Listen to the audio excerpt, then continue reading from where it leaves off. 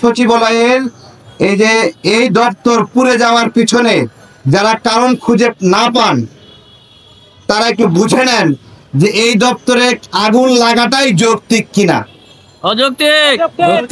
না, এই দপ্তরে আগুন লাগাটাই যৌক্তিক। আইসিটি মন্ত্রণালয় বা তথ্য প্রযুক্তি যে মন্ত্রণালয়, এই মন্ত্রণালয়ে কোন পূর্ণ মন্ত্রী ছিল না, আপনারা জানেন। এটা শেখ হাসিনা নিজেই নিয়ন্ত্রণ করত আর তার ছেলেকে রাখত উপদেষ্টা, এবং তাকে কোটি টাকা বেতন দেওয়া হতো, কিন্তু প্রচার করত সে নাকি অবৈতনিক।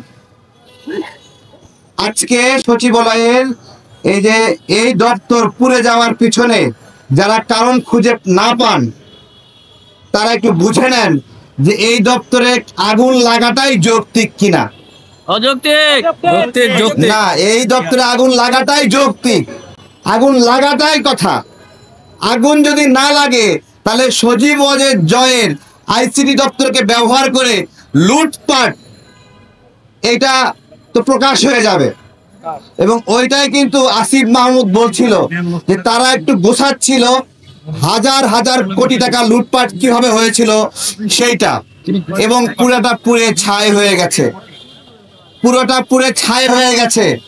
শেখ হাসিনা এখানে এই দপ্তরে এই মন্ত্রণালয়ে কত গুরুত্বপূর্ণ ডকুমেন্ট আছে তার কাছে এটা কোনো বিষয় না, তার কাছে এগুলো কিছু না, তার কাছে এগুলো যে কিছু না তার প্রমাণ হলো বাইতুল মুকাররমের সামনে আমি একটু আগে বলছিলাম সাপ ছাড়ে দিয়ে আন্দোলনকারী নাগরিকদেরকে সে হত্যা করেছিল, 17 জন আহত হয়েছিল, 2 জন মারা গিয়েছিল। সেই ঘটনায় আওয়ামী লীগ নেতারা গ্রেপ্তারও হয়েছিল। ঢাকা বিশ্ববিদ্যালয়ে ছাত্রদের মাঝে বোমা বিস্ফোরণ করেছিল। বাংলাদেশের রাজনীতিতে প্রথম বোমাবাজি শুরু করে শেখ হাসিনা ঢাকা বিশ্ববিদ্যালয়ে বোমা মারার মাধ্যমে। সুতরাং এই বিষয়গুলো আমাদেরকে বুঝতে হবে যে কেন এখানে আগুন লাগাটা স্বাভাবিক, এতদিন দেরি হয়েছে এটাই অস্বাভাবিক, এইটাই অস্বাভাবিক। আমরা আজকে বলছি এই যে ধরেন আমাদের সীমান্ত দিয়ে মাদক ঢোকে, তাই না? সীমান্তে যারা আছে তারা তো মাদকটা আটকালেই মাদক বন্ধ হয়ে যায়, তাই না? বন্ধ হয়ে যায় না? কিন্তু সেটা না আটকায়ে সারা দেশে চোর পুলিশ খেলে মাদক ব্যবসায়ীদের সঙ্গে, তাই না? ঠিক একইভাবে শেখ হাসিনা যখন গণ অভ্যুত্থানের সময় এখানে পালাচ্ছিল তাকে ধরলেই তো খেলা শেষ, তাই না? কিন্তু খেলা শেষ করা হয় নাই।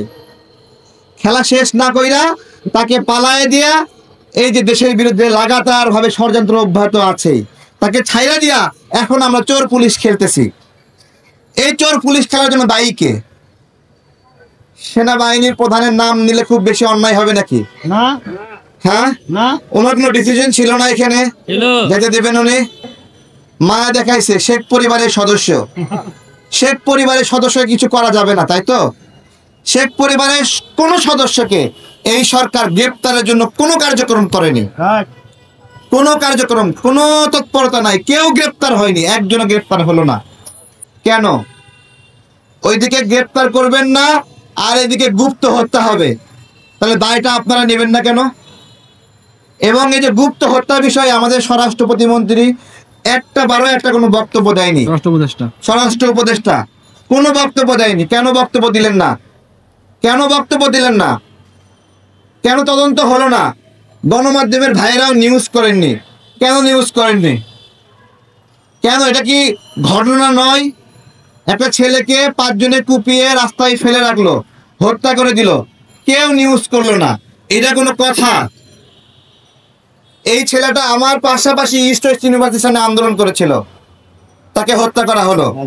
এরপরে আর একজন, বেশ কিছু গণমাধ্যমে নিউজ হয়েছিল, পাসপোর্ট অধিদপ্তরের এডিজি সেলিনা বানু 7 দিনে 7.5 কোটি টাকা ইনকাম করেছিল, 7 দিনের মধ্যে।